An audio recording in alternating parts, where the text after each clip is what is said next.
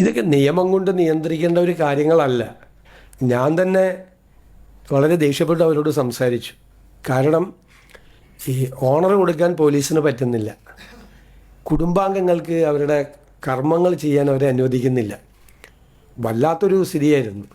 അപ്പോൾ ഞാനാണ് ആദ്യം അതിനോട് പ്രതികരിച്ചത്, നിങ്ങൾ മാറി നിൽക്കണം, കുടുംബത്തിന് ഈ കർമ്മങ്ങൾ ചെയ്യാൻ അവരെ അനുവദിക്കണമെന്ന് പറഞ്ഞത്. അതുമാത്രമല്ലല്ലോ, സലീം കുമാർ രോഗബാധിതനായി കിടക്കുമ്പോൾ സോഷ്യൽ മീഡിയയിൽ വലിയൊരു അറ്റാക്ക് നടന്നു. ചത്തുകൂടെ എന്നാണ് ചോദിച്ചത്. എന്താണ് ആ മനുഷ്യൻ ചെയ്ത തെറ്റ്? മരിച്ചു കഴിഞ്ഞിട്ടും വളരെ മോശമായ രീതിയിലുള്ള സോഷ്യൽ മീഡിയ പ്രചരണം നടന്നു. ഇത് നമ്മുടെ കേരളത്തിലാണോ ഇത് നടക്കുന്നത്? ദേശീയ അവാർഡ് നേടിയ ഒരു നടനാണ്, മലയാളികളെ കുടുകൂടെ ചിരിപ്പിച്ച ഒരു നടനാണ്. എല്ലാവർക്കും ഇഷ്ടമുള്ള ഒരാളെക്കുറിച്ച് എന്തും സോഷ്യൽ മീഡിയയിൽ പ്രചരണം നടത്താമോ?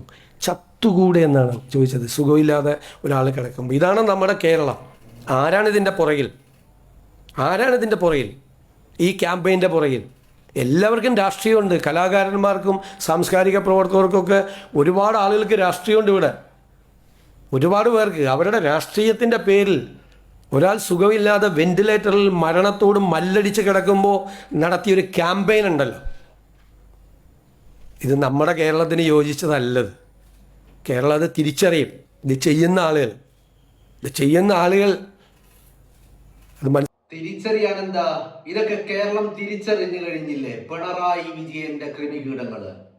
ആ മനുഷ്യന് 2026 നിയമസഭാ തെരഞ്ഞെടുപ്പില് UDF സ്ഥാനാർത്ഥികൾക്ക് വേണ്ടി പ്രചരണത്തിന് ഇറങ്ങുകയും മുഖ്യമന്ത്രിയായി VD സതീശൻ സ്ഥാനാരോഹണം നടത്തിയപ്പോ അതിൽ അതിയായി സന്തോഷിക്കുകയും ചെയ്തു എന്നുള്ള ഒരു കുറ്റം മാത്രമേ ആ മനുഷ്യൻ ചെയ്തിട്ടുള്ളൂ.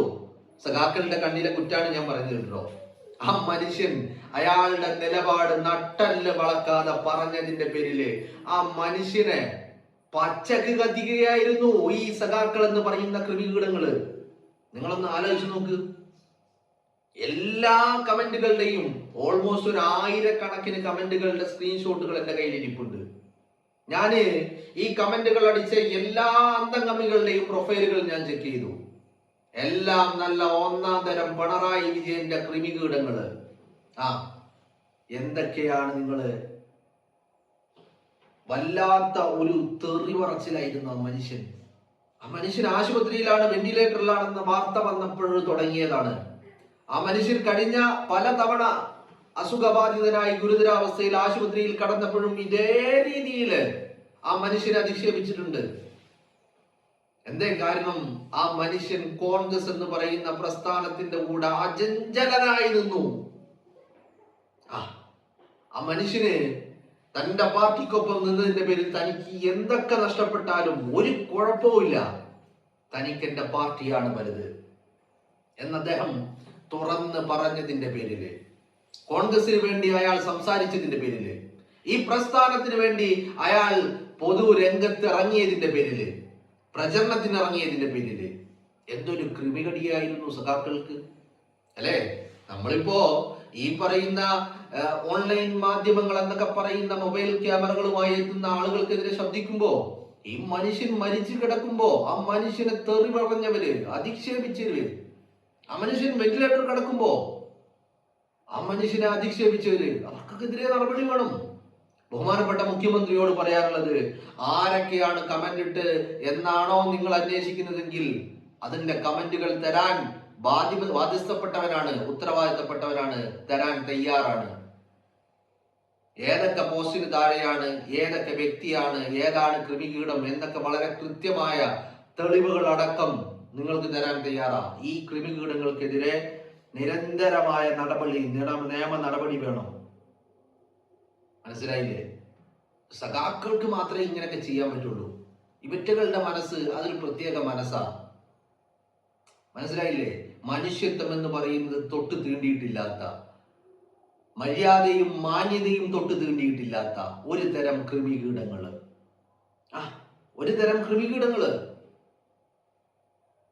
എല്ലായിടത്തും ഈ പറയിപ്പിക്കാൻ കുറെ ഉണ്ടാവുമല്ലോ, ആ കൂട്ടത്തിൽ പെടുന്നതായി ക്രിമികീടങ്ങള്. തെരഞ്ഞെടുപ്പിലേറ്റ തോൽവിയെ ഇവറ്റകള് ചിന്തിച്ചിട്ട് പോലുമില്ല. അങ്ങനെ ഒരു സംഭവിക്കും, ഇങ്ങനെ ഒരു തോൽവി ഉണ്ടാകുമെന്ന് ഇവർ ചിന്തിച്ചിട്ടില്ല. അങ്ങനെ സ്വപ്നം കണ്ടിട്ട് പോലുമില്ല.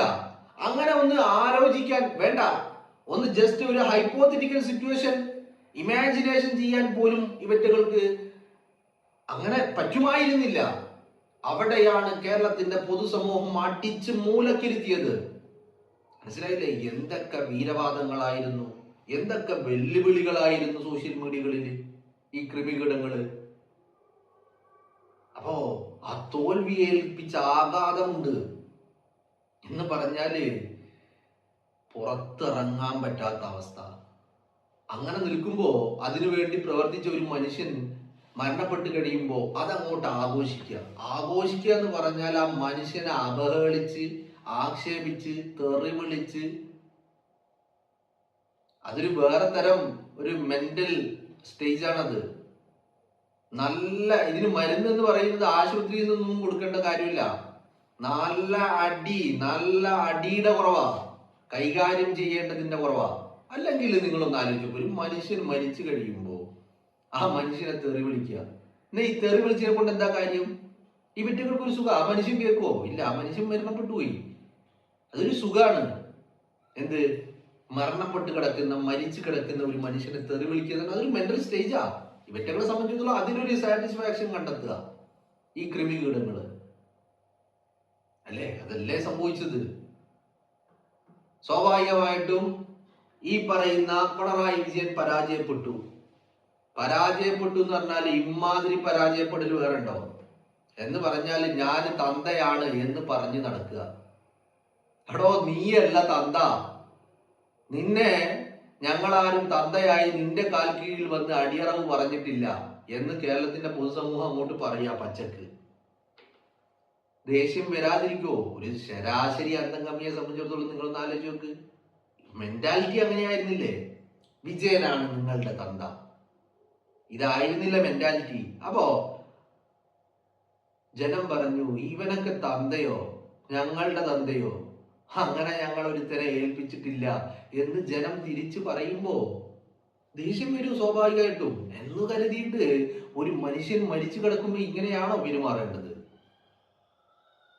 അങ്ങനെയല്ലല്ലോ പെരുമാറേണ്ടത്. ഇതല്ലോ അതിന്റെ രീതി എന്ന് പറയുന്നത്. ഞാൻ ആ കമന്റുകൾക്ക് ഇങ്ങനെ എന്റെ മുമ്പിലുണ്ട്, പക്ഷെ അതൊന്നും വായിക്കാൻ പോലും എനിക്ക് എന്റെ മനസ്സെന്നെ അനുവദിക്കുന്നില്ല. കാരണം അത്രമാത്രം അതപ്പതിച്ച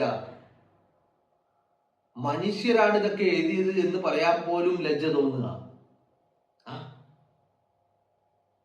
എല്ലാം എഴുതിയ ആളുകളെ പേര് റെഡ് വോയിസ് UAE, ഒന്ന് റെഡ് വോയിസ് ആണ്, ഒന്ന് റെഡ് ബോയ്സ് UAE. എല്ലാം റെഡും ചെങ്കൊടിയും ചുവപ്പും ഒക്കെ കലർന്നതാണ്. ഇടയില് ചെഗുവേരയും ഫിഡൽ കാസ്ട്രോയും ഒക്കെ വരുന്നുണ്ട്. മനസ്സിലായില്ലേ? ഇത് എഴുതിയ ആളുകളുടെ ID പേരുകളാണ് ഞാൻ പറയുന്നത്.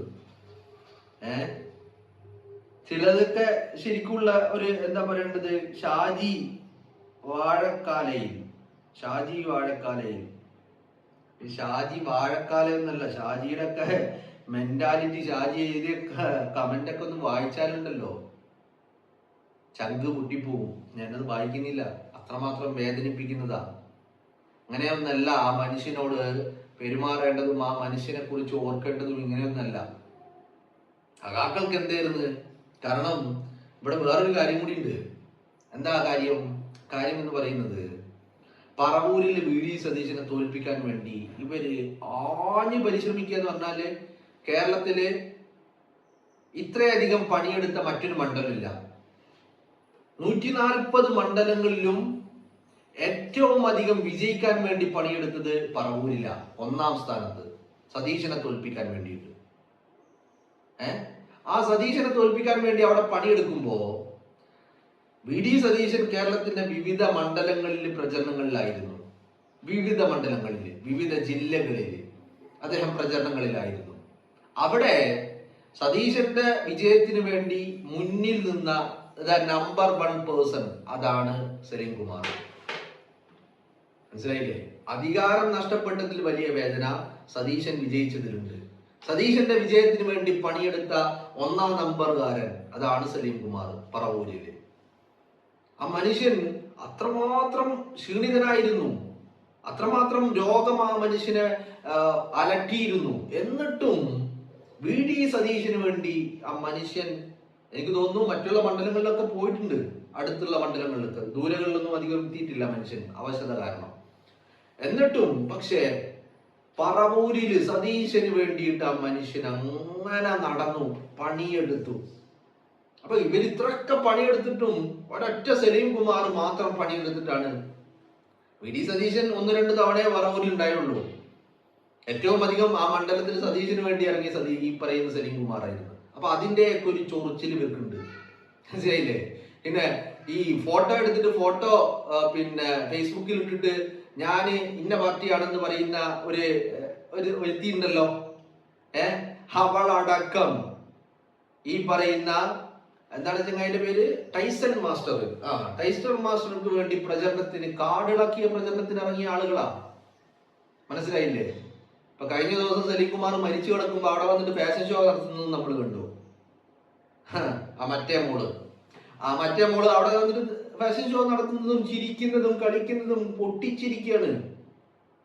സലീം കുമാർ മരണപ്പെട്ട വേദനയിൽ അവിടെ എത്തുന്ന ആളുകളൊക്കെ വലിയ ദുഃഖം തളം കെട്ടി നിന്ന ആ ഘട്ടത്തില് അവിടെ വന്ന് ഫാഷൻ ഷോ നടത്തുക ആ മറ്റേ മോള്.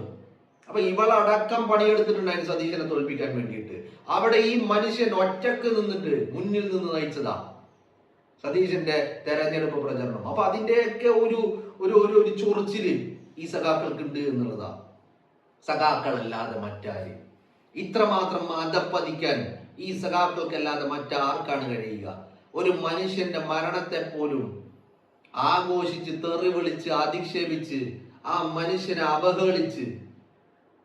ഈ പൊട്ടന്മാർക്ക് ഇത് മനസ്സിലാവുന്നില്ലേ? ആ മനുഷ്യൻ മരിച്ചു കിടക്കാണ്, ആ മനുഷ്യൻ ഈ തെറിവിളി കേൾക്കില്ല എന്ന്. പക്ഷെ അതല്ല ഉദ്ദേശം. ആ മനുഷ്യനെ അധിക്ഷേപിക്കണം, അവഹേളിക്കണം എന്നുള്ളതായിരുന്നു ലക്ഷ്യമെന്ന് പറയുന്നത്. സഖാക്കൾ തന്നെയാണ് ഇതൊക്കെ ചെയ്തത് എന്നുള്ളതാണ്. ഇവരിത് ചെയ്യും, ഇതിനപ്പുറം ചെയ്യും. കാരണം എന്താ? സഖാക്കളാണ്.